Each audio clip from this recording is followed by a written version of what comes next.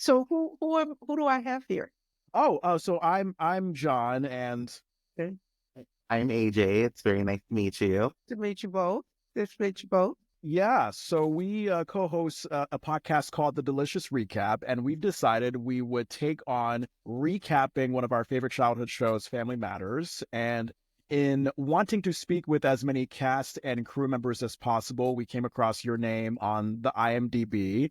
And we're so excited that you're here to talk about your time on, I believe, were you just on the ninth and final season? Is that where you? Ninth and final season. So I was glad to get in before it was all said and done. Um, your as a television writer, your first staff job is like your first love, your first kiss. You never forget it. And it'll always be special. And so when I got your email, I was like, well, yeah, I would love to do it. So I have nothing but fond memories. And what's so funny is on my vision board, I still had my ID Oh, for my, awesome. and then I said, oh, look what else I found. Oh, yeah. my, Wow, my, that's my director's chair. Oh, okay. awesome. Yeah. And then I had it probably comes out reversed on your side. So I'm not certain how I flip it, but it's my first produced episode. Yeah, that's And, great. Yeah, it yeah. looks like a graduation plaque thing of your first produced episode, which I actually watched earlier today, a Pain In Harassment. I think it was what was it, like the ninth or tenth episode of the ninth season, something like that. Yeah, episode, well, I can tell you about, yeah, episode 9. Wait a minute, no, that's episode 9, season 9, yes. Except, Awesome. I yeah, love that. That's so great. So, yeah, I mean, for those listening and not watching the video as well, I mean, you basically have this treasured memorabilia detailing all of your Family Matters experience, and I think that's just wonderful. How did you come across the job at Family Matters in the first place? well, it was an interesting thing. I came to the Warner Brothers Comedy Writers Workshop, and it was like 500 applicants, and there were only 25 slots. And I had made a decision that after writing, rewriting spec scripts, and getting notes, getting more notes, more rewrites. And I said, I'm going to give myself 1 year to fully commit. I'm not going to work. I'm not going to do anything else. I am a writer, whether I make a nickel or a dime. And I came to the end of that first year and nothing. So I said, well, let me go back to what I know. And it was post production. So I made a contact with the VP of post production, a gentleman, Henry Johnson, who unfortunately is no longer with us, but a guy who's responsible for so many of us getting our opportunities, be it post production, writers programs. So I called Henry and I told him I was looking for work. And he said, well, come on in. We'll see what we can find for you. And while I was waiting, I picked up the Hollywood Reporter. And you know how you do. You're flipping, you're waiting, you're flipping, you're waiting. Yeah. The very last page, Warner Brothers Comedy Writers Workshop, deadline today. Whoa. Today. So when I went in, Henry said, so what can I do for you? I said, I need to get in this program. He said, well, a couple of things. He said, it's highly competitive. It's 500 applicants, but there are only 25 slots. And I said, well, good luck to the other 24 people. I think I just need one.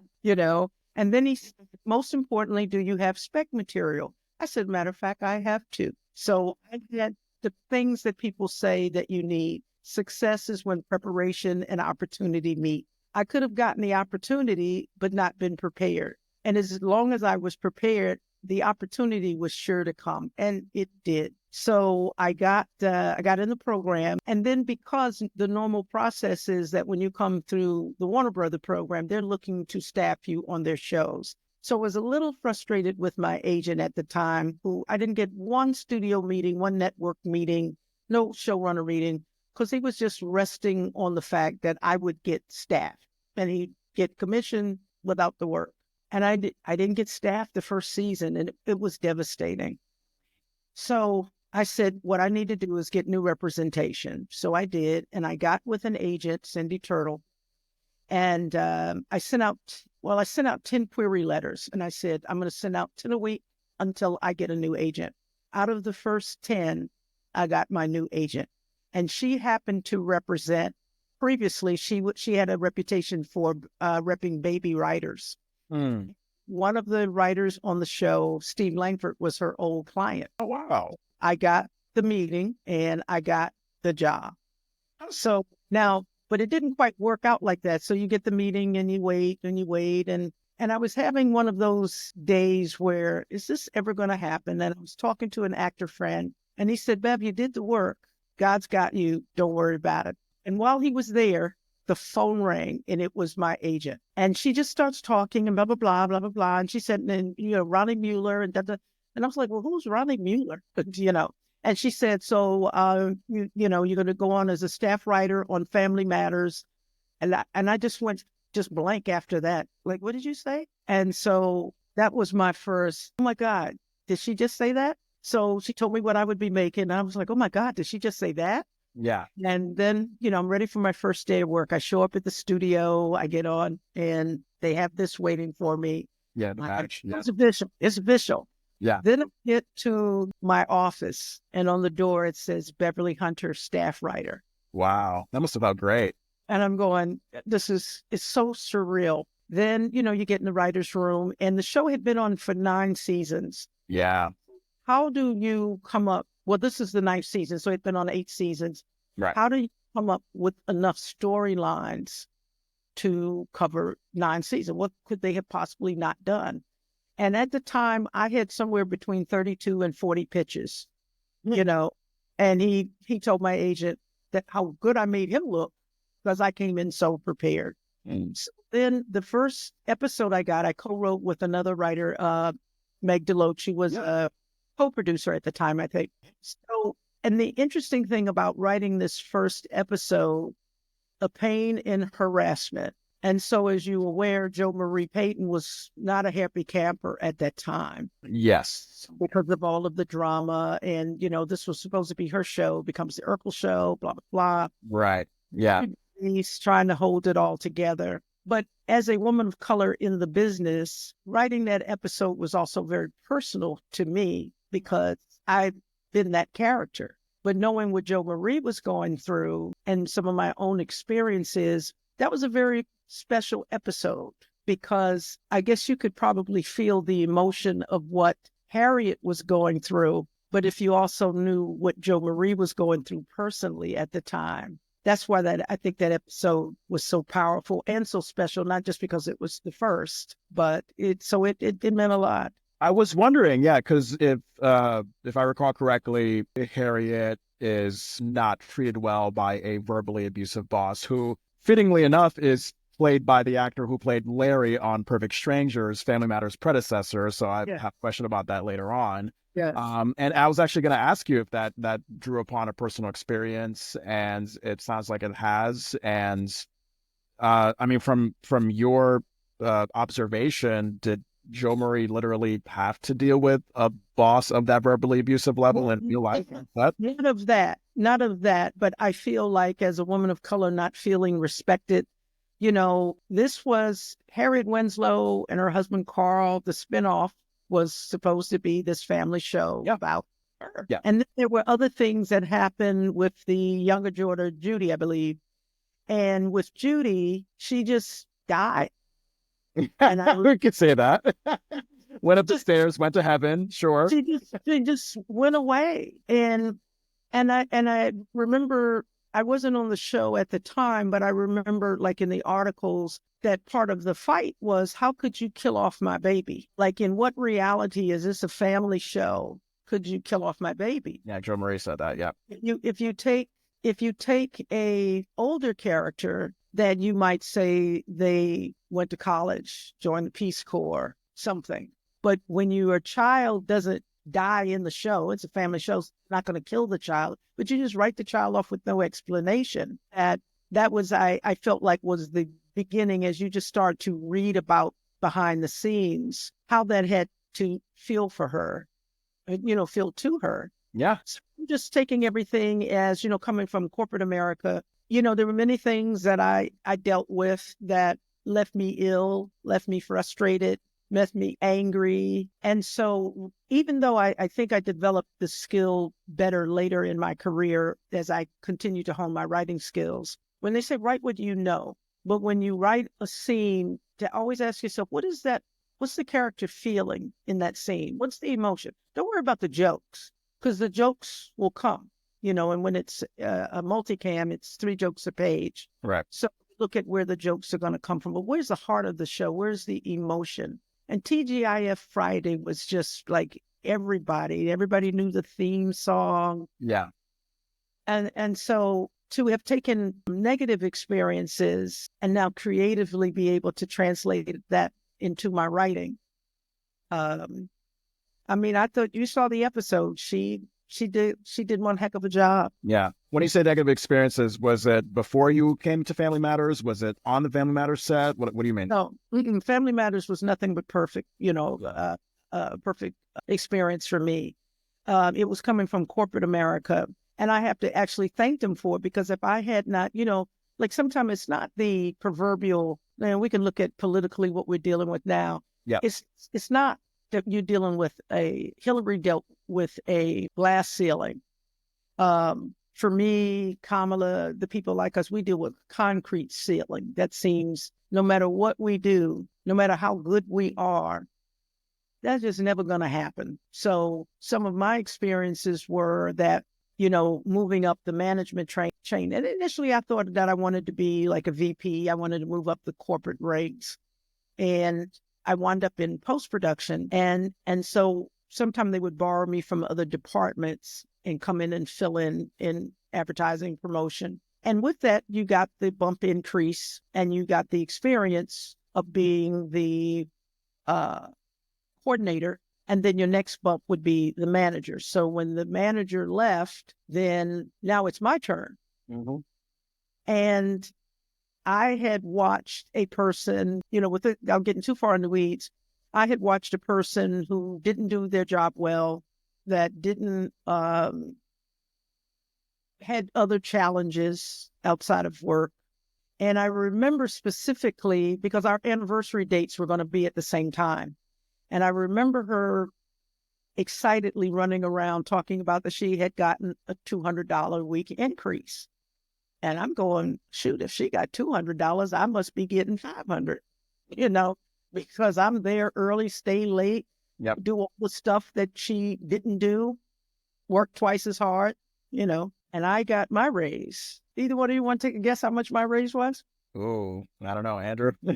I'm going to say 30 cents. Oh my God, you were so close. It was $2.42 a week increase. There you go.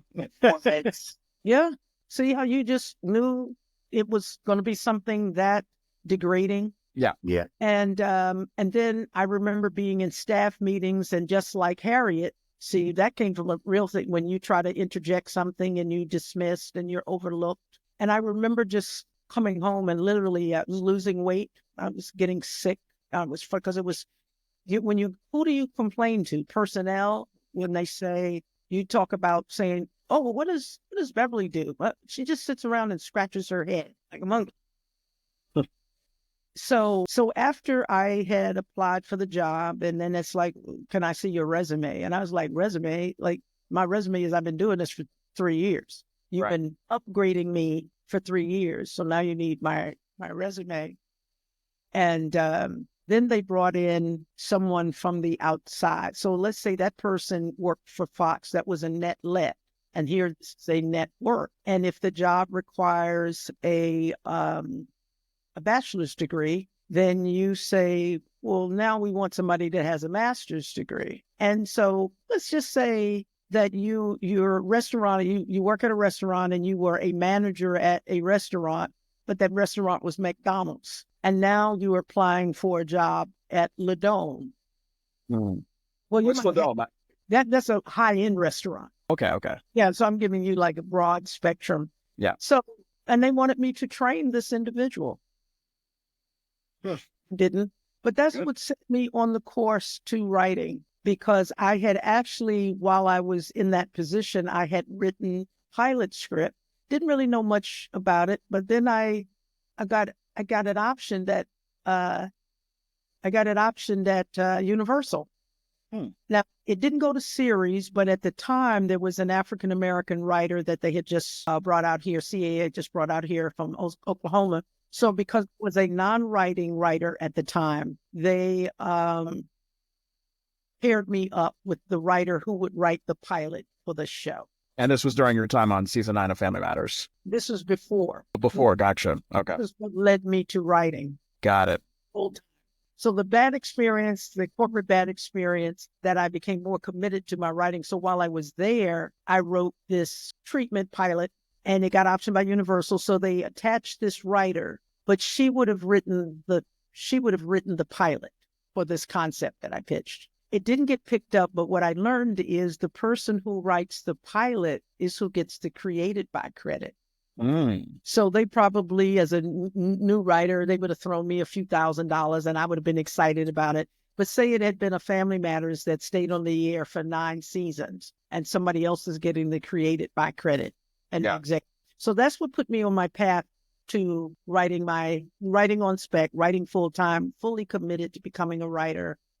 And that's what prepared me for getting in the writing program. That's what got me. So every time there was a roadblock, I learned as a woman of faith, it wasn't a setback. It was actually a setup, because had the corporate experience worked out, I probably would have been chasing that, that carrot at brass ring.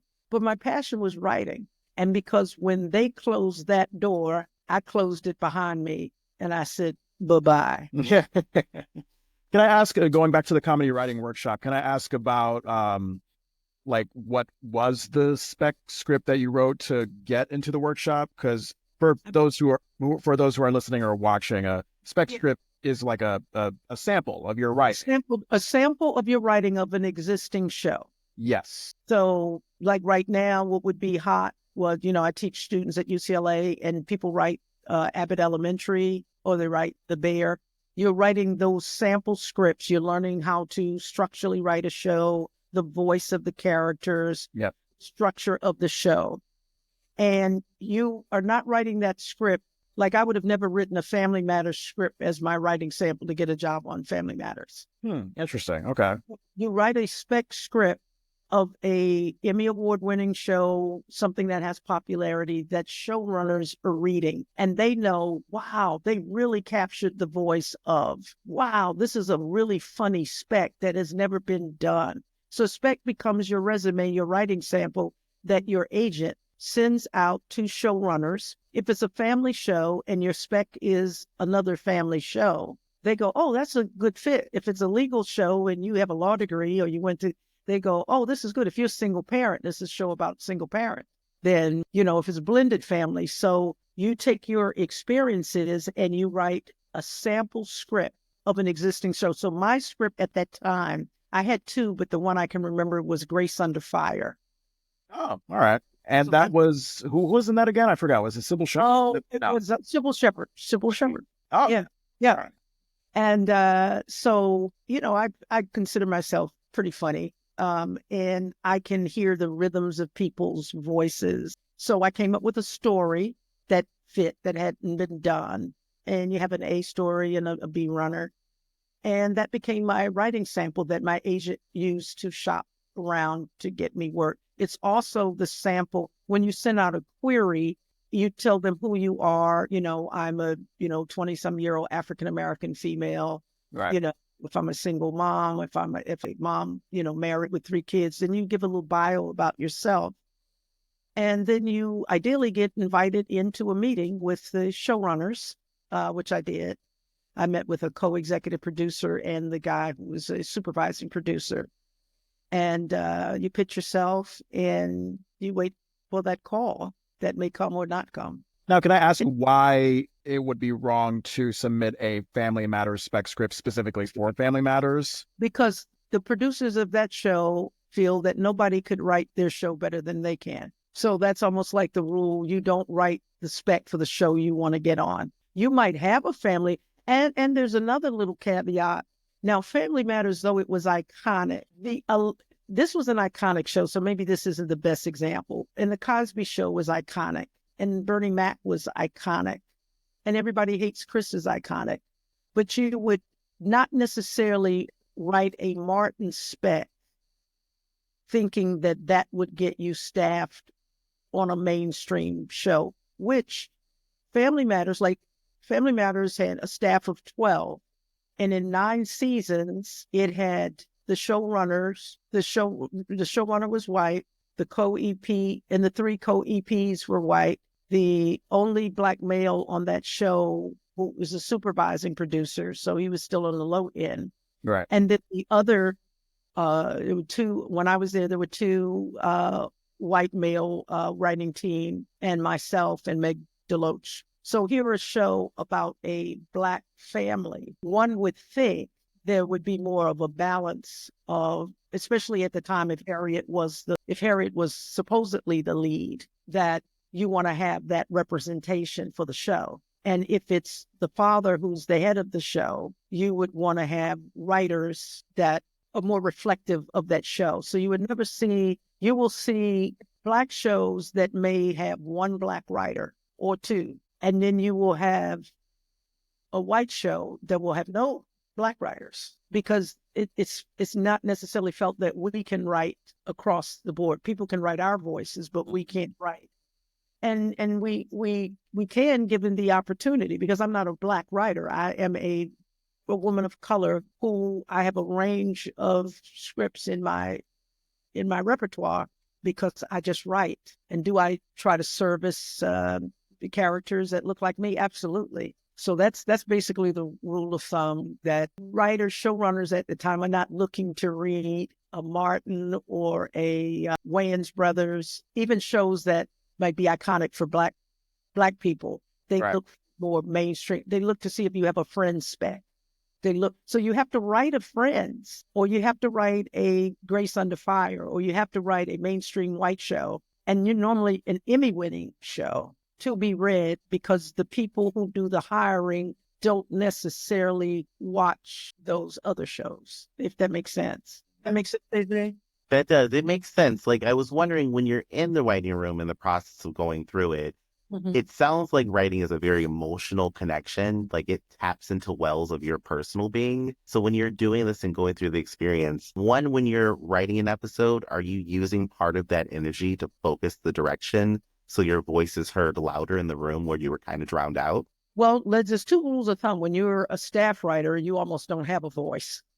It's a hierarchy in that room. And you have to know the when and how to insinuate. The voice of the characters are there. You might write something and they go, but our characters would never do that. Or no, that doesn't work. That's why it was so important for me to watch those 9 seasons and to know every episode they had done, so I didn't duplicate it. Okay. Now, so I'll give you this example, and I'm not going to say it was a negative experience, but I called previous writers on the show that had been on the show, like Sarah Finney, Vita Spears, who had been on the show for a few seasons. And I said, what was the key to your success? And they kind of gave me some pointers. I won't go into specifically what those keys to survival were, but they were spot on. But to remember, the key thing as a baby writer is, or a writer who's not a showrunner, it's not your show. So you don't want to be so wedded to an idea or to force feed an idea that sometime when you're a staff writer, no matter how good it is, it gets shot down before it even is airborne. So I'll give you this example. There was an episode, not one of my scripts, but remember Mr. Miyagi, Pat Morita? Yeah. Yes. Buddy Kid. And so Pat Morita was a guest star in this episode. And I forgot the full storyline, but as I'm reading the script, now remember, I'm a staff writer. And as I'm reading the script, and this was written by an upper level producer, and when Mr. Miyagi said a line, it was written, and then, D-I-N, and then I give you haircut. AJ, your eyes just bugged out of your head. Why did my eyes bug out of my head? And immediately, that's offensive. We just assume that this person is going to speak this way, and they may not. Yeah, the spoken Right. English. Just because he's Japanese, we write. Now, if he has an accent, then it will come out a certain way. But I said, my reaction was what your reaction was. But I'm a staff writer. And I know this is written by an upper level executive. So if I say something, I have to go through the gamut, what to say, if to say, when to say, most importantly, how do I say it? Yeah. So I waited for the showrunner, Dave Duclan, to come back in the room. And A, he's the boss, and B, he was also married to an African-American woman. Mm. I knew if I raised that issue when he wasn't in the room, that wasn't going to work well. Right. So he came back in and we're going to the script. When we got to that part, I very timidly raised my hand and I said, "Excuse me, Dave, would it be okay if I asked a question?" He was like, "Yeah, sure." So I pointed out that when we write these lines for the other characters, they speak this way. When we got to Mr. Miyagi, we wrote it this way. And I was wondering if we are being, and I'm very sagaciously trying to find the words that ain't gonna get my head cut off or me lose my job, if it might come off offensive to Pat Morita, because nobody's going to read the script except us and the network executive. But as a person of color, how is he going to feel if he reads the script this way? So I was immediately attacked, as I knew I would. Huh. And the showrunner listened, and there was response was, our Black characters speak in Ebonics all the time. Wow. Never forgot this response. Dave said, but we don't write it that way. So imagine if the script said, how y'all gonna be? Y'all be blah, blah, blah. And if a person of color, if we wrote it that way. Now, because of the cadence, the way Laura and Eddie spoke, they had a little twang, a little Southernism, but it still was not it was a Black show, but it wasn't Martin. You know what I mean? Got it. Show was Black, but it wasn't Martin. It was Yeah. When he said, but we don't read it that way. Right. So that was my teaching moment because I knew instinctually what I felt when I read it. And then that helped me in other writing rooms situations too, because there is a hierarchy. And when they say it's not your show, remember, it's not your show. When it's your show, you get to say no. So yes. So just to clarify, like for other characters, like you said, like Laura and Eddie, the scripts, like as the words are written on the script, they're written in plain English, and then they usually actors themselves add their own personal flavor to it. Actor's choice, how they decide to play the role. Now, Pat Morita was Japanese and he had an accent. Right. So when he says the line, it might sound like that just because he has an accent. It might not be as hard. It might not be, but it's like sometimes like when they have shows that like, do you remember Blackish, the pilot episode? Yeah. And the reason I said this show is going to be a hit, and I thought it would be a hit because of what Kenya did in the first episode in the pilot. And he was in the writer's room and in the ad meeting, and the guy said, so how do Black people say good morning? And Dre was like, good morning. No, like how would Black people say it? Good morning. No, put some stank on it. And I fell out laughing because I have writer friends that were on Good Behavior. Remember the show Good Behavior with Sherman Hemsley? And this is a show about a Black man who's under house arrest. So the premise itself was, and in this show about a Black man under house arrest, but there were no Black men on this show. Right. There were two African-American women who basically had no voice other than to say, is that racist? Yeah. And if you raised objections, so when I was talking to these people and they said, and there were a lot of things that get said in the writer's room, and I'm going to go to personnel. I said, don't. They don't care. No. If you say something, you will not be on the show. Well, they decided to say something and they weren't on the show. Oh, man. Basically, so you learn kind of things like when people say, they make racist comments and they say, well, all Black people like watermelon, or all people, all Black people can dance. And I go, yeah, because everybody know Fred Astaire was Black. And then they got to figure that one out. Yeah, Fred Astaire was Black. Totally. Or they say, do you think that was racist? So they defer to the Black person to get validation that should it get backlash. Well, our Black writers didn't have a problem with it. You see, when the NAACP comes in.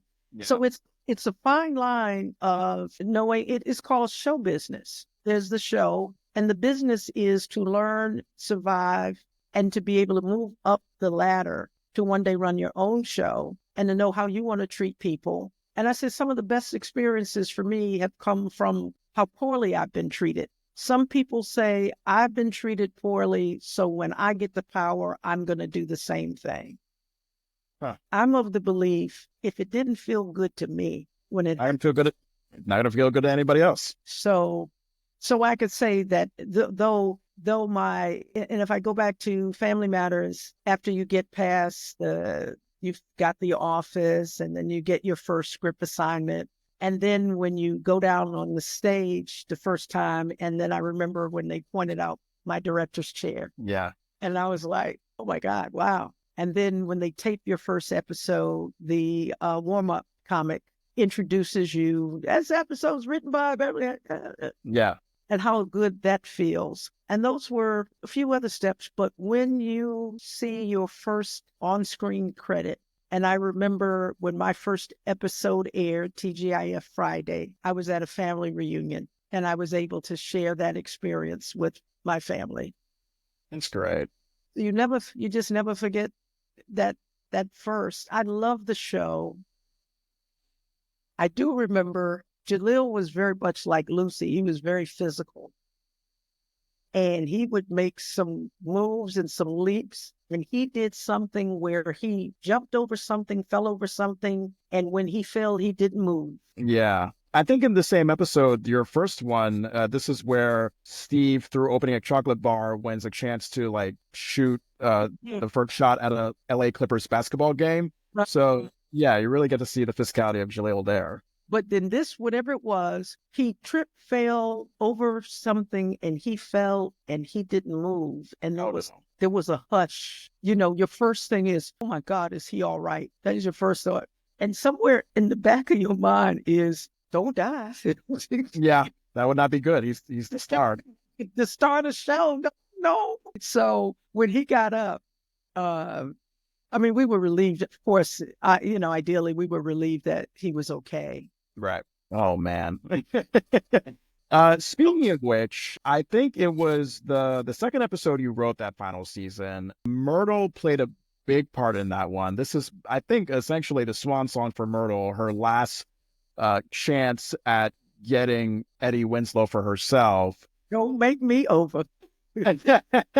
What was that like? What was the mood when when Myrtle was brought back into the show? Did Jaleel like doing it? The special effects that were being used. I know that, there are scenes where Steve and Myrtle are in the same scene. It's one actor in the same scene. Can you just take me into that whole world of what it's like to include Myrtle in an episode? I remember specifically, first of all, Jaleel was just a consummate professional. I don't know if he had any issues with playing Myrtle or not. If so, it never translated. If so, I was never privy to it because he just did it and he did it so well. So I remember Megan Deloach and we wrote this episode. And as young women, we were like, no, we got to give Myrtle some dignity. Enough of chasing Eddie, And why won't Eddie love me? Head to toe makeover. And when he did this and she was still rejected. And it's like when Eddie came to like, well, you don't want me? You're not going to keep chasing me? And it was a way to say to women that we are the prize. We are the prize. You can love a guy, care about the guy. But when a man wants you, he pursues you. Men make an effort for things that they want. Right. And when they don't make the effort, they don't want you. But the way you make your peace about it is you didn't miss out. I'm the prize. And so that's where we were with Myrtle. Frankly, my dear, I don't give a damn. Yeah, the Gone with the Wind reference at the end. And it was such a beautiful episode. And I remember actually Meg cried. She cried, because we were making a statement, just like Pain In Harassment was more, I was able to draw from personal experience and plus understanding what Jo Marie was going through at the time. But just as women, that was our episode to write because we could get into Myrtle's head and it was transformative. I mean, to see whether he was playing Myrtle or he was playing Stefan, it was the brilliance of the producer, the brilliance of Jaleel, the green screens with Jaleel and that Izetta. There was so many memorable things about that show. And sometimes I just sit and watch my episodes and I'll freeze frame. As you should. As you should. When you write an episode, just like how you said, you've got a message, you've got a statement that's in there. When you see it come to life, like going through the acting processes, even before the episode's ready to be taped, what is that like? What is that journey that you experience? Well, I think the first thing I do, as I found in many of the things that I write, is whether it's a happy time or a sad time, I draw back. If you've experienced loss, I'm figure we're of age where we've buried a grandparent, a parent, or something, and no matter how many years pass, it doesn't get better; it just gets different. And then something happens. When I remember my grandmother, the way she would bake, and I said, "Well, what do you do to make it taste so good?" She said, and she would always lean in like she was telling me, the nuclear codes. And right. Tell you what I do. I always put a little vanilla in it. Yeah. And grandmother passed during my grieving period. There were times that I would feel like, and the doors could be closed and there would be a breeze or something, and I could actually smell vanilla. And it wasn't a sad time, it was memorable, But then if I lost my mom, lost my dad, it might be a song, it might be passing something.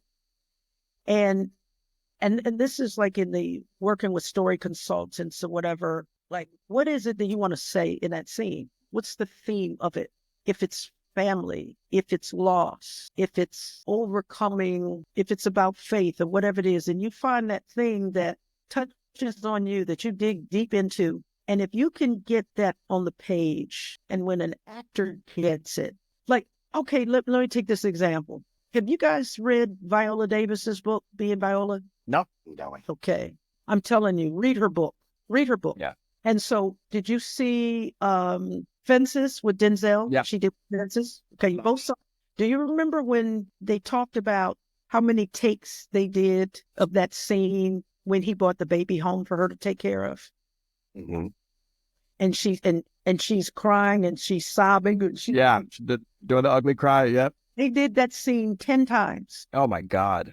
And I'm going, where is she drawing from that she can resurrect that much mucus and tears with the same intensity? Yeah. I said, it's not just acting. She is drawing from an emotional place that how many times she replays it, she's pulling from the same emotional place. So when I try to put something on the page, I try to make it relatable, even if that scene, the person hasn't lost a mother. Maybe they lost a sister. Maybe they lost a grandmother. Maybe if you're writing a love scene, maybe that loss, that hurt, that longing. So when I read her book, and I highly recommend you read her book. Right. I said, that's where she got that from. That's where she got that from. Yeah, she's phenomenal. She's wonderful. And if she had never had those experiences, would she, I don't know, if she still might have been a great actor, coming from Juilliard, maybe she still would have been a great actor. But I wonder, to your question, Ajay, I wonder, without some of those experiences to draw from, because they say the actor is in the scene before they get in the scene, before the scene. Where are you? What are you wearing? What's the time of the day? And when you see that breath that they take before they speak the words. Mm-hmm. That's why, like, as a writer, I'm going, what is my actor going through? What's the backstory? Right. And that's where, like, and you could say this is like 27 years ago that I started my journey. And when I can look back and I could see my evolution as a writer, and I sold my first project to Hallmark called Three Sisters. And it hasn't been greenlit yet. It's been strikes and other things. But it came right after my sister passed.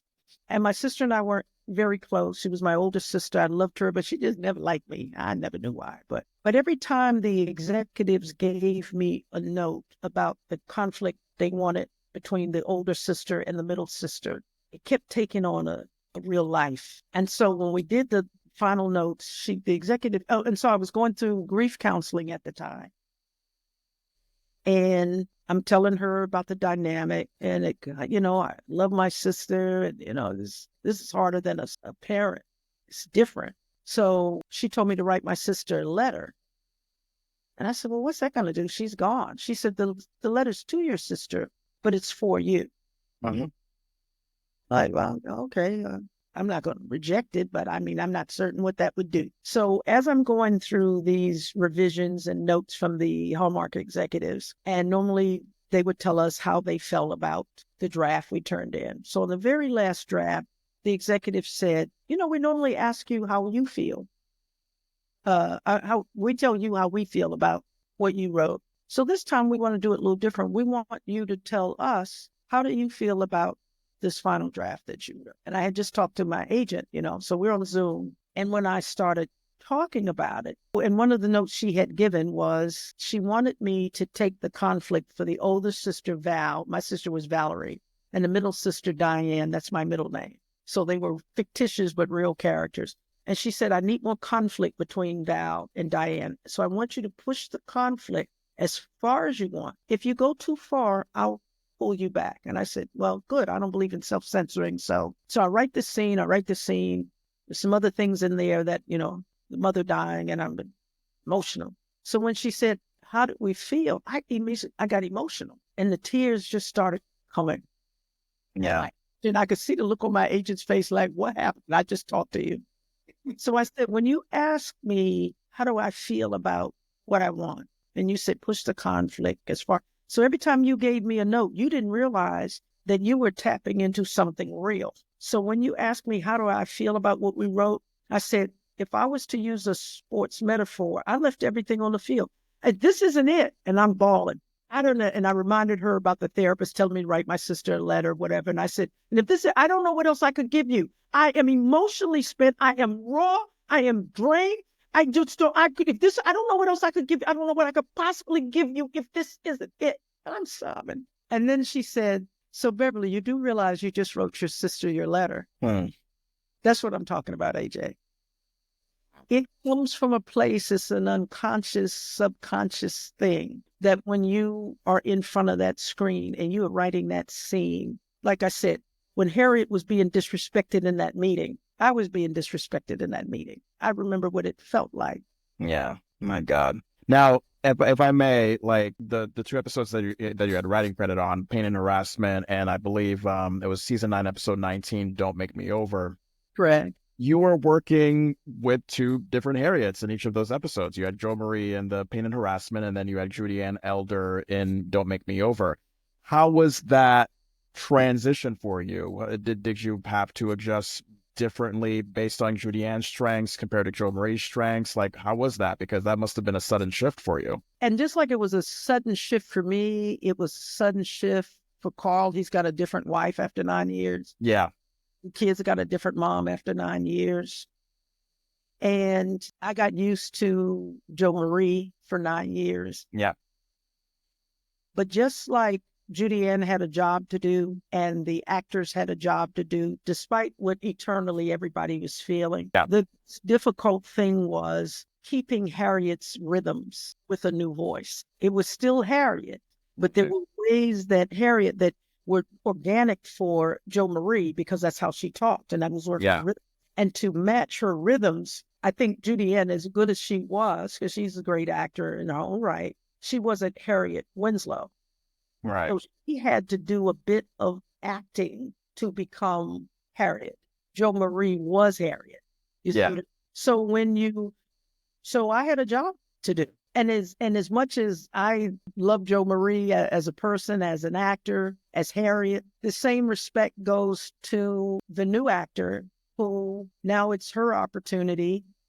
This came as a difficult way, but let's just say it was something even more dramatic that they had to replace a character because the lead character passed. It would still be painful. If they wanted to continue, the words still had to be written. And no matter what you're feeling emotionally about the loss, it was a loss of Jo Marie. Right. And Judy Ann had nothing to do with that. Right. So you give her your same respect and you give her the same consideration. Was it different? Yeah, it was different. But fortunately for me, just got some good news. But at any rate, What happened? You're cheering there for yeah, a second. it was a grant, and it just said, "Congratulations, you've been approved." So, Oh, cool. What's the grant, if we may ask? there's when there was the strike, there was a community entertainment fund, Mm. and they're still helping writers kind of recover from the loss from the. And so somebody said, "Well, you should still apply." I was like, "Oh, I didn't know I could," and I did Friday today while I wasn't looking for it. So I got a couple other things brewing, and Awesome. and it might be that. So yeah, that was it. I mean, Judy was good, and maybe it was good that it was the last season. Now we've been asking many different staff members. So did you know it was the last season, or was there an impression that there was going to be a 10th season? Because we've heard that, oh, Steve and Laura's wedding was going to be planned for the 10th season. What was your perception of how the cancellation of Family Matters came down? Well, so what you think about is when you are a staff writer on a show, you want to do a good job. You want to stay out of the political fray, because if the show comes back, then you come back the next season. If you're invited back, you come back as a story editor. And if it comes back another season, you come back as an executive story editor.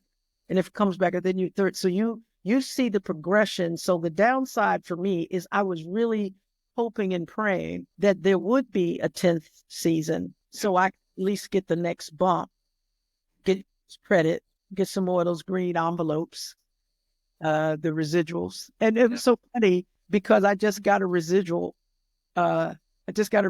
check Friday. And Oh, when I have my mail that goes to my mailbox, they always take a screenshot. yeah. And it's a lime green 5x7 envelope from the Writers Guild, and that means you got biscuits, as we call it. Mhm. And it was from Family Matters, so I wasn't expecting that check. It was from Family Matters and Eve, so I wasn't expecting that check until the end of the month. So is that from a rerun on TV, from a DVD sale? Those are reruns. That was whatever network it's on, wherever it's running, and then I'm still getting foreign residuals. They're not a lot of money. They could be almost pennies, but by the time they add the pennies up, they may come up to a couple of $100 or something like that. Okay. So it's the gift that keeps on giving. That's been giving since 1997. Wow. And I want to ask you, that's actually a good point to go off on, because there would be quite a few people in this show business that say nowadays the downside of the streaming era is you have like seasons that are only going for 8 episodes, and there's no way to make residuals off of them because you just put them out there to just see once on Netflix, and then that's it. Like there's no steady stream of money that could be taken through reruns or DVD sales. It's just, let's put it on a streaming service, and then we'll get all the views racked up. The top CEO at Netflix gets paid, but the person who took the time to write the episode doesn't get paid more than the maybe couple hundred or couple cents that they got for putting out the episode the first time. So what's your opinion of this modern day and age versus... Well, there was part of the big fight with the writer's strike was Right. we could get some residuals. For me, my episodes, fortunately, everything that I have written was on a network. So I still get residuals from everything I've written, network wise, because I don't have anything streaming. So the difference is, even my pilots are things that I want to sell now. Obviously, I'd rather get on a network and to know there's licensing, and then there's, the residuals, and then by that same token, if you write, and we're trying to go for larger rooms, but if you write and you have 8 episodes, and by default, because you're the creator, you wind up writing all 8 episodes, you might not get the residuals, but sometime with these streaming packages, the upfront money, though you don't get the residuals, they keep making money when it reruns and reruns. But if you think about, you get a chunk of change to write, it ain't the end of the world, you know. I mean, I would love that, and I hope that they can continue with our collective bargaining to make sure that we get residuals and that we have things that pay into our health and pension. Right. And that's the best of both worlds, because residuals are the lifeblood of the writer. And I know some people I met on the picket line that wrote pilots and had movies, and they were telling me they were getting checks for 37 cents, so though they're not, you start out. So if you get a script that was maybe at the time 15,000 or whatever, and then when the first reruns, you get half, and then you get, and it keeps going down. And they still, because they rerun them so much, they're still nice little treats. You know what I mean? Some not as large as others, but I'm grateful for all blessings, big and small. And the one thing that I can say is I love what I do. And when they first started to pay me to do this, it felt like stealing, because I remember a friend told me, or I read it somewhere, that when you find the thing that you love doing, when you get up every day and do it, you will never work another day in your life. So when I'm working on something, I can write 12, 13 hours a day. Wow. I have to remind myself to stand up, to get up, to take a break, because I love what I do. When you get paid, you go, they pay me to do this. Yeah. So I thank you guys for having me. It's been a pleasure, because I got to walk down memory lane. And yeah, and just a couple more questions, if you have a few minutes. If you have to go right now, that's okay. I'm yours, and I just don't want to hold up your time. Oh, no, it's okay. It's okay. Andrew, do you have a couple more questions you want to get through? Go ahead, Jon. So, and this is kind of like piggyback off of, how the pay structure goes with writing. I was wondering about your collaboration with Meg Deloche in those 2 episodes. How did you two get paired up together? How is the collaboration process like with another writer versus writing just in your own voice? And how do they figure out like the pay arrangement when it's 2 writers working on 1 episode? I was just curious about that whole collaboration process, if you could expand upon that. The Writers Guild is very clear on that. You wrote half the script, you get half the money. So there's no balance of power that you have a higher rank than the other person. So Meg was a co-producer. I met her on the show, and we were the 2 females on the show. Uh-huh. And we got partnered together, and then the other 2 staff writers. So they save money by splitting the episodes. You know what I mean? So we, as a staff writer, you don't get paid residuals out of your first run of your scripts, because it's built in to your deal. Right. And then you start. But Meg, she got residuals off of her first run. I think that's the way it worked. So I got partnered with her. That's where I met her. Subsequently, Meg and I became friends, and I worked with her on her show that she created, Eve. Yeah, with starring the rapper Eve. Yeah. Yeah. And so as far as the collaborative process on Family Matters, I'm in a learning stage. So I have my thoughts, I have my voice and my opinion. But you kind of defer to the person that has the experience, or that they're partnering you with, to get the script that they want. So I felt that it was, we knocked out 2 pretty good episodes. I felt very good about that. Overall, I don't like the collaborative writing process. I did work with someone, I'll just leave it at that. And it's like if someone was your boss, and then you work with them on a project, and it's more of your project, in their mind, they're still your boss. And it's like, no, this is a 50-50 deal. Right. And it was my idea. Yeah. So when that becomes the compromise, I always try to look for the compromise. And how do I compromise without compromising my voice or what's important to me? Because just because somebody's had more opportunities to have the experience, they may be a higher rank with you, that doesn't mean they're more talented than you or smarter than you. They just got more opportunities than you did at that point. You see what I'm saying? So when I had something that was not a positive experience, and I remember this executive producer that I work with, she's a big fan of my work, and I was venting about something. She said, "Why would you put somebody else's name on your work? Don't you ever do that again." Hmm. And I said, "Never will again." She said, "If you want to bring somebody in and they want to give you notes or whatever, you pay them work for hire. And when it's done, it's only your name on there." Right. Oh, I don't dislike it. It's just not my preference. Mm. And it's not my preference because if it's comedy, it's subjective. I think I'm pretty funny. And if I'm not laughing, it probably isn't. Yeah, that's a good indicator. Just because I'm a laughing person. You say something funny, I'm laughing. Right.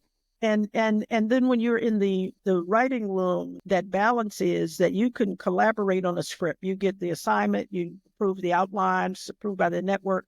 You go back and you write the script, and then you turn in a table draft. So this is when all the writers on staff have it. And then now we go through the script, through the teaser, all the way to the end. And we were like, overall notes. Oh, well, I thought the second act lag, or overall notes. Well, it wasn't clear about this. Overall notes, well, it needs a lot of punch. So then we go from page one, and it's like, anybody got anything on page one? And they say, oh, I got a pitch on one. And if it's funny and everybody's laughing, then we put it in. Anybody got anything on two? And you go through the script. Now, sometime when it's your script, and as I said, now my name is going to be on the script, my name's going to be on the check, my name's going to be on the screen. But sometimes when you are in the writer's room, and it is a collaborative effort, more so on the comedy side. So everybody's like weighing in and everybody's putting I got a joke. And depending on who the joke comes from, it may not be funny, but it's going in the script. Right. And you learn to live with it. So if in fact, I put in a joke that I think is funny, Uh-huh. and somebody comes along with a joke that makes me laugh harder than I laughed at my own joke, my ego is not involved. Let's put it in. What I don't like about the group collaborative process is when someone does a lateral pitch or everybody wants to have their name on it. Everybody wants to say that was my pitch. If you're going to change my joke, please be funny. And sometimes it's not. And you have a joke in there that is funny. And then when it gets to the run through, it gets through the stage and it just dies. Then you just. Right. Just cursing to yourself. But you're not in that position. So what I learned to do, there's two things I learned to do. I learned to write fat. There's a rhythm to multicam, 3 jokes a page, bump, bump, joke, bump, bump. And sometimes you can put one more couplet in that slows the joke down. If you take the couplet out, that's when the joke should hit, right? Yeah. So I would deliberately put in the extra couplet because the trained eye knows to take it out. So I'd put that in because people like that, like your teacher, like with that red pen, they got to have something to do. So you give them something to do. So I would put the fat in knowing that they know to cut the fat. So then I saw more of my work on the stage. So a lot of what I wrote, I could tell you the line that the character was going to say because I wrote it. Huh.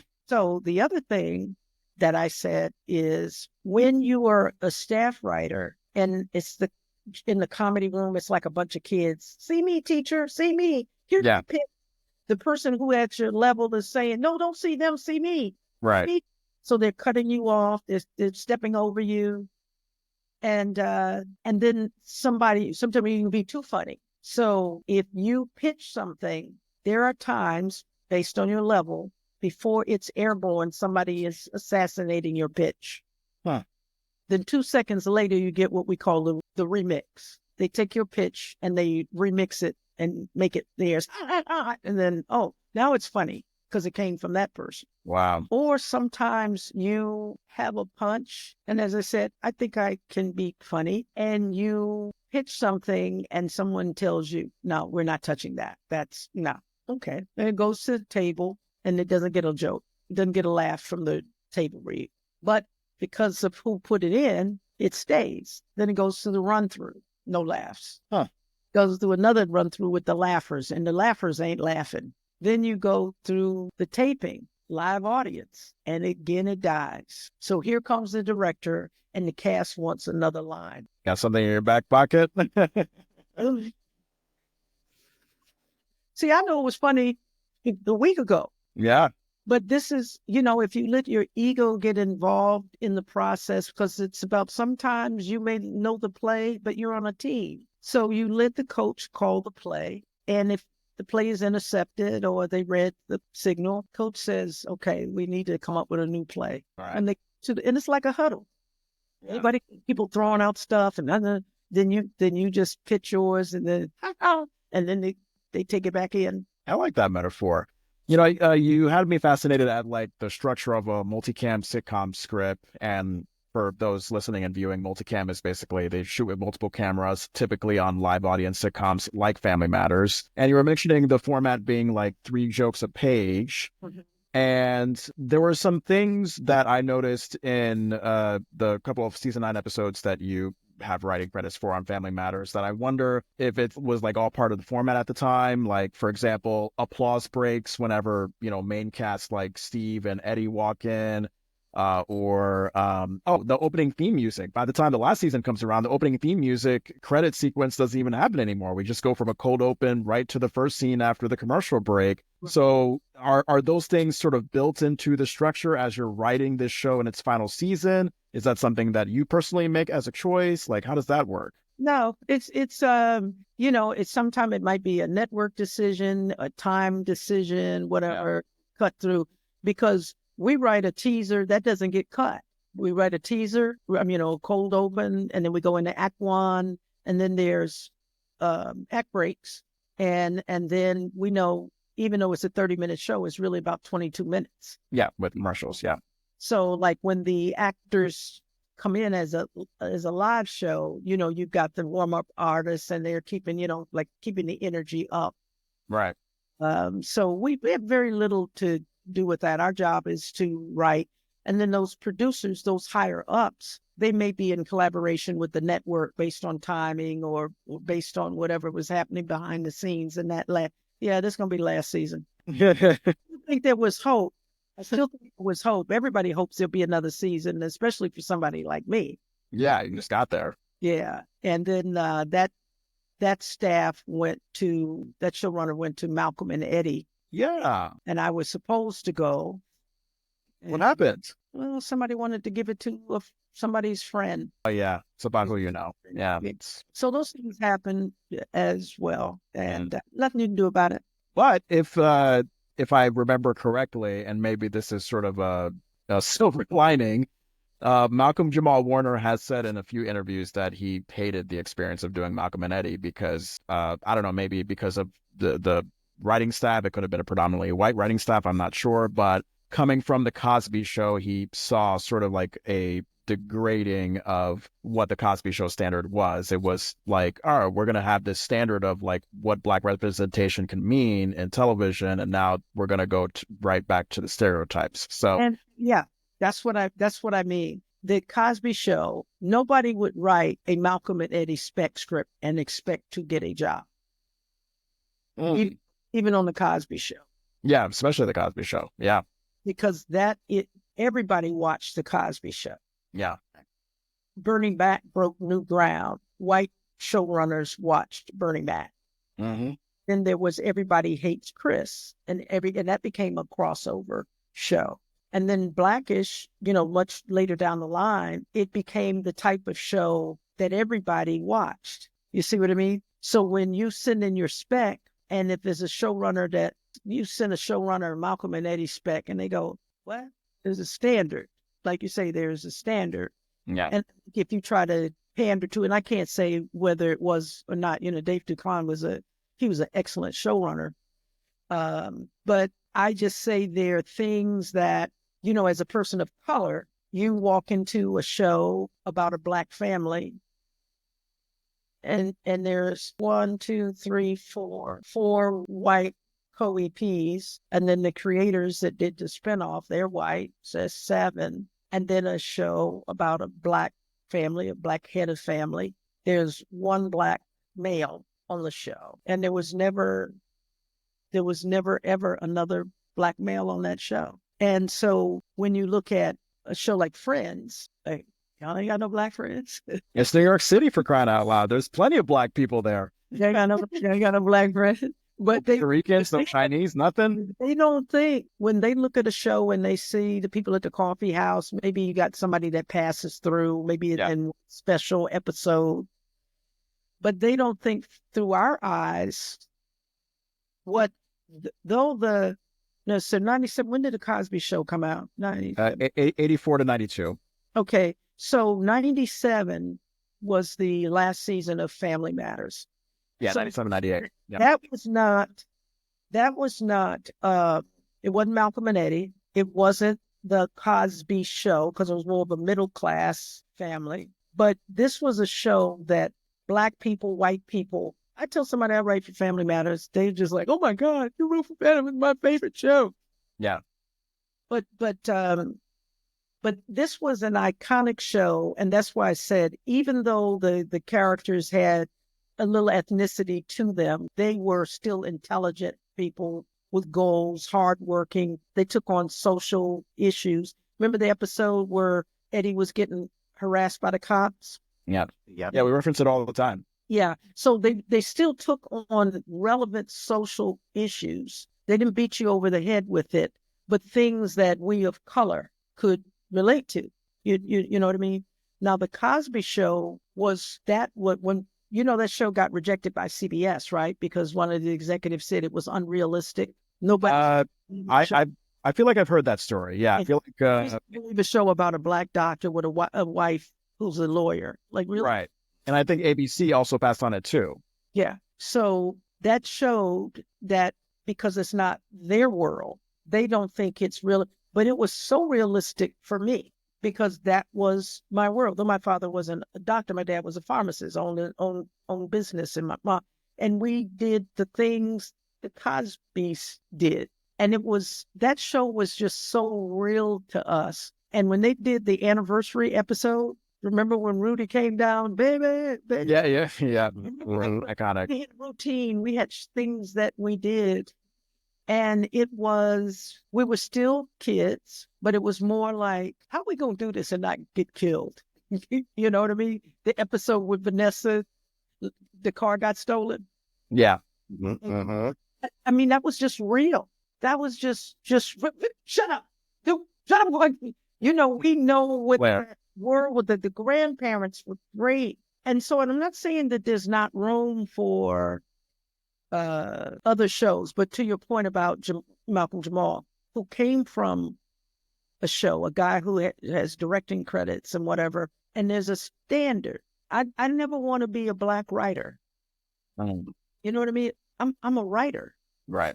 I optioned the rights to Holocaust survivors, and I spent almost a year with them learning about that experience. And when I read her memoirs, I said, I have to write this.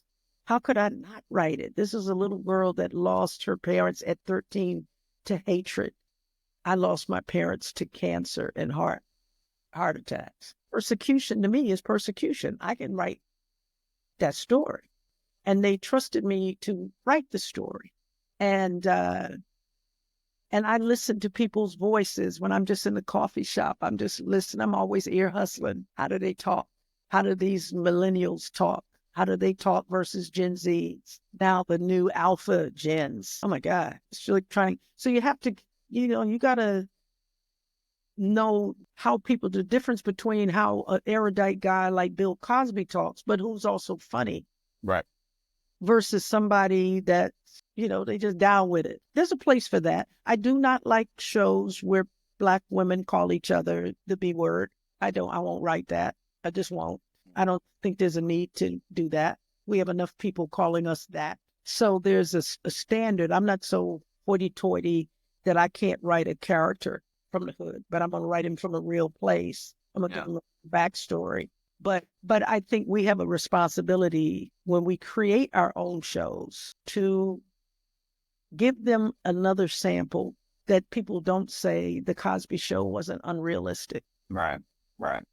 I worked on Moesha. Yeah. And How was that?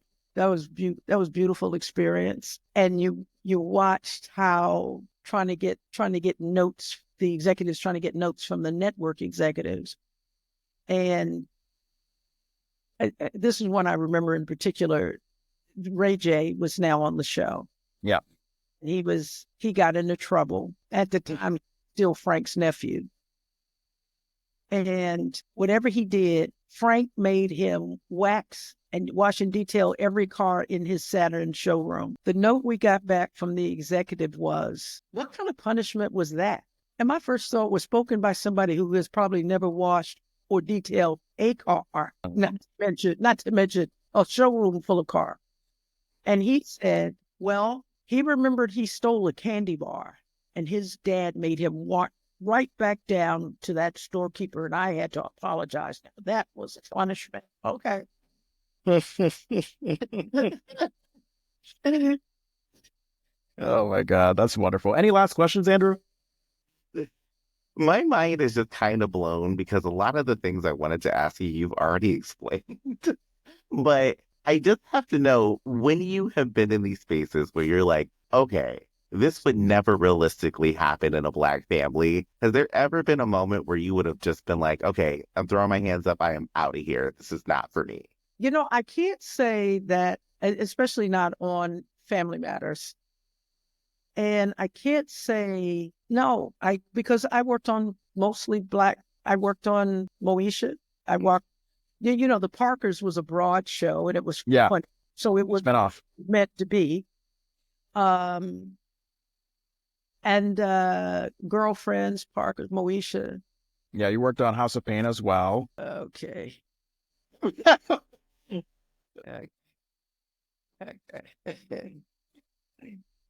Everything okay? Yeah, I did. Okay. Now, wait. So now that you remind me of some stuff, I'm like, that's very obvious hesitation on your part. And this actually reminds me of a question that I had a long time ago, speaking to the collaborative process. I was wondering if you could speak to this, because from what I know about Tyler Perry, he's known for kind of taking control over a large amount of the scripts that go out there. I mean, you don't really see as much co-writing input. So I wonder, in the case of his television shows like House of Pain, if there was that sort of same control freakness, or was it a completely different experience? What was it like for you? Because let me hang on to the last thing you said. Was it a completely different experience? Yes. Okay. Do you want to just leave it at that? I no longer have this nervous twitch. Okay. Well, I mean, it takes a minute. It was when you come from a writer's program that trains you for the business. Yeah. When you come through a writer's program that teaches you the art of structure, when you come from a program that the things we talked about, the hierarchy of the writer's room, the respect, when you write a script, even if it's a collaborative effort, your name goes on the script. That doesn't always happen in some other instances. Okay. When boy, did you hit me with, I'm so sorry. I didn't mean to traumatize you. Then, it's so funny that you use the word traumatize. Oh, no. Is it a wrong word? No, it was apropos. And I'm trying to, as sagaciously as possible. Two things happen. And there were at one point when there were no Black jobs, we knew the majority of us would not work. And I remember one year, the only job or the only writing opportunity was staffing on the weigh-ins. And we were chomping at the bit to get a job on the weigh-ins. The Wayans brothers sitcom you're talking about on the WB? Okay. Because we need to work, right? The mortgage doesn't stop. And then there's opportunities on this show that you think, well, maybe this will be a good opportunity. And there were many hoops that writers had to do just to get the opportunity to. And I remember Reuben Cannon was the showrunner, and somebody said, oh, they're looking for writers, whatever. And Reuben said, well, I know you worked on all these shows, but we do things differently down here. Okay. Talking about House of Pain or the Wayans? House Pain, Okay. Tyler Perry period. Okay. Well, send me some writing samples. I said, okay. Now, one of the things that I know is Reuben Cannon has been in this business for many years. Color Purple, Women of Brewster Place, Roots, the casting, executive, you know. So I said to myself, though one maybe work here, one would know good writing when they saw it. Wow. Because when you go to pay your mortgage, child support, or college tuition, they don't say, where's the money come from? They don't say, you work for a good show or a bad show. They want to know check's good, all good. Okay. So I sent him an urban drama, and I sent him my entourage spec, and I sent it at, say, 10 o'clock in the morning. Yeah. And the next day at 10 o'clock Pacific time, I get a call from Reuben. And the response was, wow, you're good. You're real good. You're one of the best writers that I have ever read. And I have read a lot of writers. How would you like to come down and shadow and would you be interested in being a showrunner? Sure. Flew out first class, nice hotel accommodations, nice per diem. Okay. Got a script. And the only thing I remember saying to myself, because I wanted the job, I'd been trying to get on the show, thinking I could make a contribution. And all I remember saying is, okay, God, I know I asked you for this job. Please don't let it be Meet the Browns. Because I honestly did not know how to write at that level. I didn't. I had no idea how do I reduce, but it wasn't. It was House Pain. And then the person that wound up running the show was not me. It was somebody who had never run a show. And I'm pitching and everybody's getting scripts and I'm not getting scripts. And then I would pitch stuff and he was rejecting stuff. And so by the time he had rejected about 100 different storylines, by default, the guy pitched one of my stories. And he loved it. What was it? It was called Love Thy Neighbor. And it was, so what's his name? Forgot the main character's name, but his buddy Floyd, the main character, Brown, and he and his buddy Floyd were really tight. Mm-hmm. And you know how you can have a best friend and then you introduce your best friend to somebody new and they become best friends and all of a sudden you left out everything. Yeah, friend poaching, I think is what it's called. Yeah, so not Carl, what is his name? I can't even think of his name. But at any rate, he and the guy become buddies. Mm-hmm. And they go in bowling, they go in fishing, and Floyd is getting left out. Right. So he's starting to get a little jealous. So he finds out something about the guy, that the guy he's a pedophile. He's a pedophile. That's a turn. That is a turn. So that's a twist. And he was a pedophile because he was involved with an underage woman. Okay. But the twist was that she was 16 and he was 17, and they got together like a month before she turned 17, and they've been married, and he and the woman have been married for 30 some odd years. Curtis, name Curtis. Okay. So when Floyd comes to tell you, you don't want to hear it, you're just jealous. But then when he finds this out, he immediately rejects the guy. And everybody in the neighborhood, you know how they do when there's a pedophile in the neighborhood.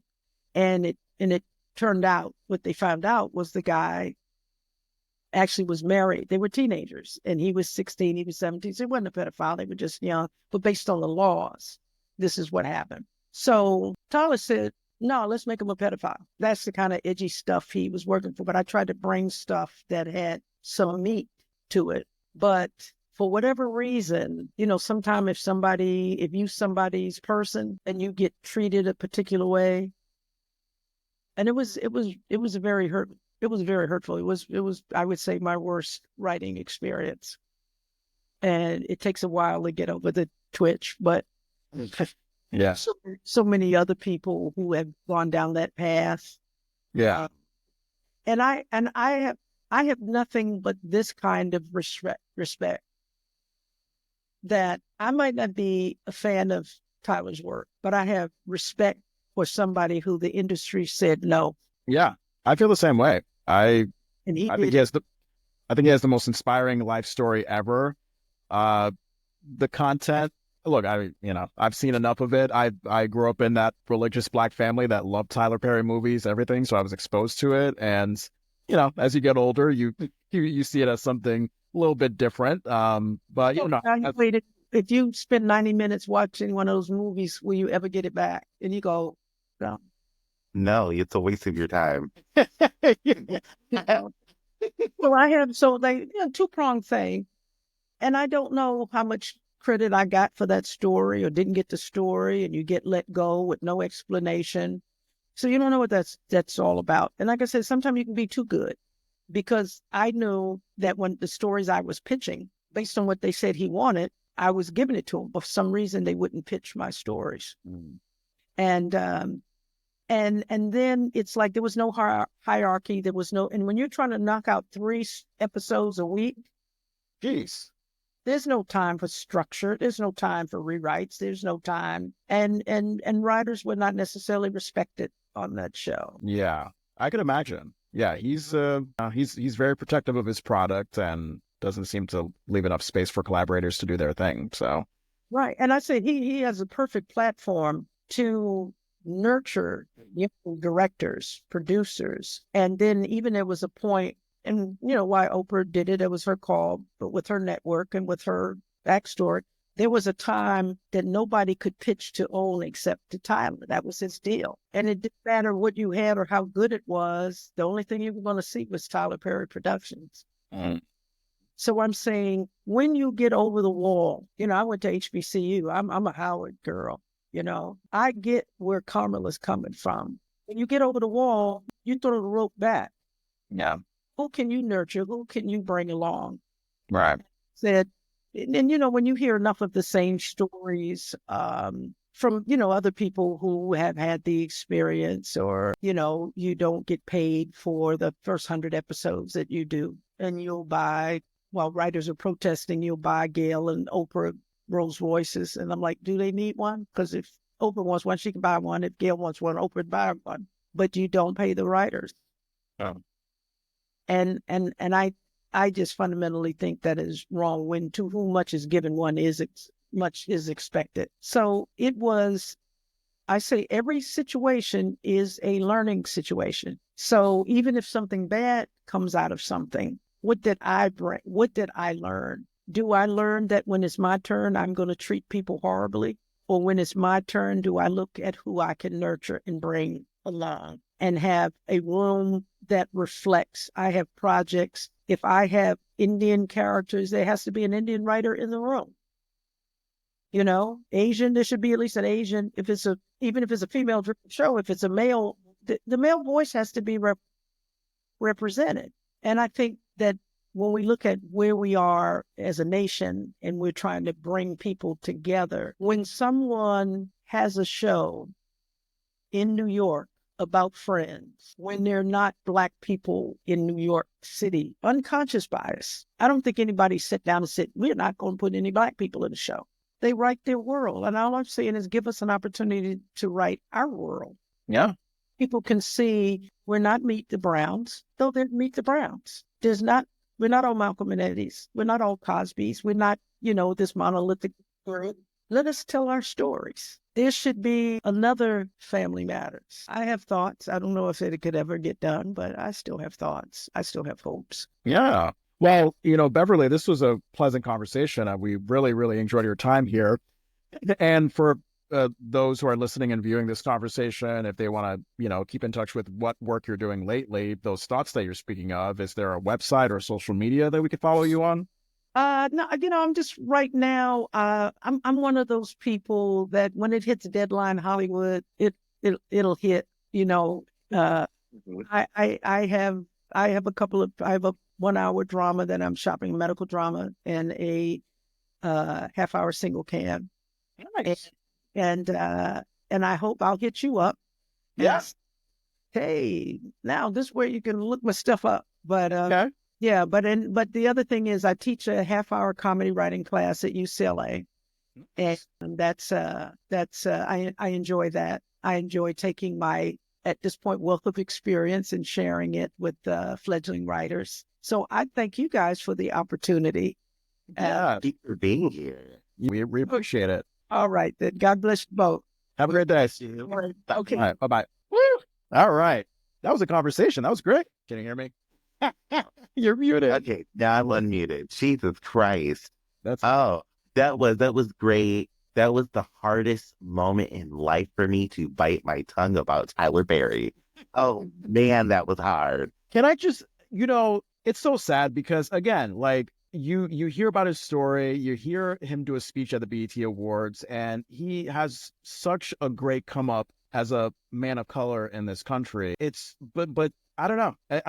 But to get to a point where not only do you have content that feeds into stereotypes about Black people, but also we find out via a tweet. I think there was a viral tweet that went out a while ago where this guy, he posted a picture of like scripts that were stacked like 5 feet yay high, and he's braggingly saying, hey, this is what, true work ethic is. This is written by all me, blah, blah, blah. And literally everybody in the comments was like, oh, okay, so that's why your content is shit, because you're the only one writing it. You're not giving any other collaborators. You're not welcoming any other voices. Like, it's all just you, and you think only you is the voice that needs to be out there. And yeah, it's unfortunate, but what's your experience with them? Okay, I don't know about that tweet. I didn't know about that, so I just learned about that at this very moment. And it doesn't surprise me that it's out there. Personally, I think Tyler Perry movies are disgusting. They're horrible, they're trash, they're garbage, but we know what we're going to go see. When you put on a Tyler Perry movie, you're probably going to see a woman get beat, a woman get abused, a woman be domestically violenced, a woman be assaulted. Something's going to happen bad to a woman. If you're a gay person, you're going to get AIDS and you're going to die. Or you're in the closet and you giving your wife AIDS and she's going to die because you don't know that you have AIDS yet. That's a Tyler Perry movie in a nutshell. If you're light skinned and bald, you're going to be a good person. If you're dark skinned and bald, you will be evil. That is like Tyler Perry. We know what he's going to put out. And I'm disgusted by your work because you don't do anything to better it. Your TV shows and your movies have not grown. They're trash. Divorced in the Black, one of the worst movies I have ever seen in my life. And you had Megan Good in that movie. She knows how to act very well. And you couldn't even write anything good for her. I couldn't get past the first 7 minutes. It was that bad. Like, wasn't there a thriller with Kelly Rowland that was out on Netflix recently? It's terrible. It's trash. It's trash. Mia Culpa, trash movie. Mia Culpa and Divorce in the Black, they're the exact same movie. You just changed the main character's job. Wow. Like, but my thing with Tyler Perry, your movies are bad because you don't do anything to actually improve them. You don't. And then the last thing that I heard from him, he was on, I think, Keke Palmer's show, and people were like, hey, like, this is really trash. This sucks. How did Taraji get back on the boat? We're all still wondering these questions. And his response is, oh, well, you guys are just too highbrow. So we're supposed to accept crap from you and then hold you up as the major director? Do better. The only thing I've ever heard Black people say when it comes to something Tyler Perry is at least other Black people are getting paid. That's it. I don't hear anything else that has to do with his content, his movies. You had Janet Jackson on set for 2 movies and you wasted her. You're terrible. Yeah, I mean, he has the Atlanta studios where not only his content can get shot, but I think Marvel movies have been filmed there. So, especially with that property used to being owned by a slave owner, like that has some significance to it. So there's just all these examples of like, wow, Tyler Perry could be a shining example of the lead Black content creator, and he just shatters it with what he puts out and his control freakness. And I don't know. It's just very, very, very sad to see. And I hope at some point he turns the tide. There was actually a Broadway parody that was out about his work that he criticized publicly. It's a parody. It's satire. I mean, I don't even know if he really has much of a, like, just let it happen. If you're going to be all critical about it, like, it's just going to only show that you are defensive and you can't take a joke. Look it up. It's not on, I don't think it's on stage anymore, but Yeah, no, there was a parody that came out that like really satirized his work.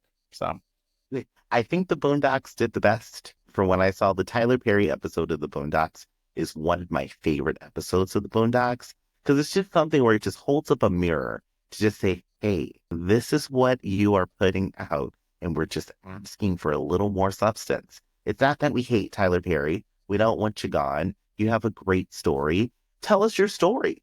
Give us something more. Write an alien adventure. Write something magical. Do something else. Give us something else to try, and then maybe you can get better. But if we yeah. keep getting ashy knees and grits thrown in people's face, we have nothing. And it's funny that you're talking about the how he portrays queer people in his content. I don't recall any queer portrayals in his content at all. And I keep thinking back to the Vibe Check podcast guys. I think the topic of Tyler Perry came up and they were like, well, the trauma. And then they just moved on to another topic. And I was like, oh, well, tell me more because I don't know. I mean, I know about the stereotypes of like the religious Black person that he puts out there, the sort of sass and certainly Medea. But yeah, I've never really looked into how he portrays queer people if they are portrayed in his content. They're portrayed terribly. I mean, they're terribly. You're a fucking drag queen and you can't even display gay people properly. Right. That's a problem for me. Like, you decided to go and ape drag, take all these elements from drag, and one, all of your wigs are ugly. Everybody on your staff has ugly wigs. But you decided to do all of that, and then you didn't actually get the story of a gay Black person. Like, you've depicted DL gay Black men.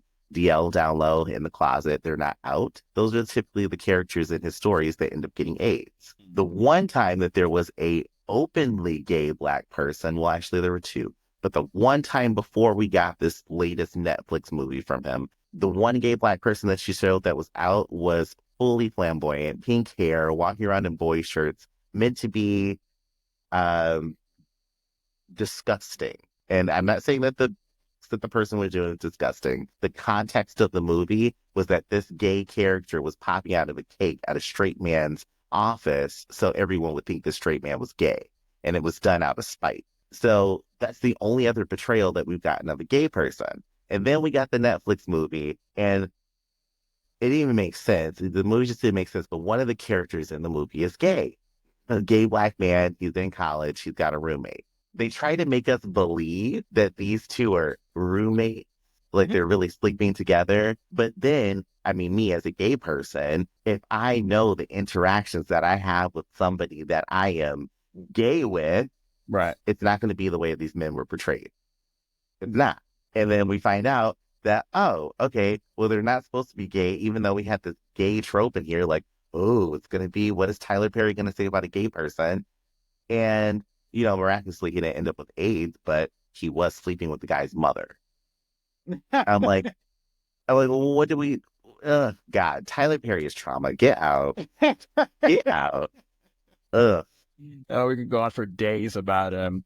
Well, thank you, Beverly, for reawakening that trauma in us. I didn't expect that to happen. I thought that like there was an audio issue when she gave that like long, awkward pause. When she gave that look, and that is why I started laughing, because right away I knew what she was going to say.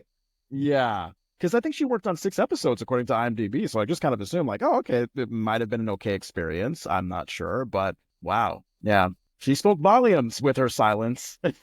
As soon as she just looked, it just no words came out. I'm like, oop. You're about to say something bad about Tyler. All right. Anyway, for you listening and viewing, if you enjoyed or have questions, comments, concerns, whatever, thedeliciousrecap@gmail.com. You can find us on Instagram, TikTok, Reddit, @DeliciousRecap, patreon.com/DeliciousRecap. You can get episodes like this early for just $5 a month, and you'll get access to our behind-the-scenes conversations.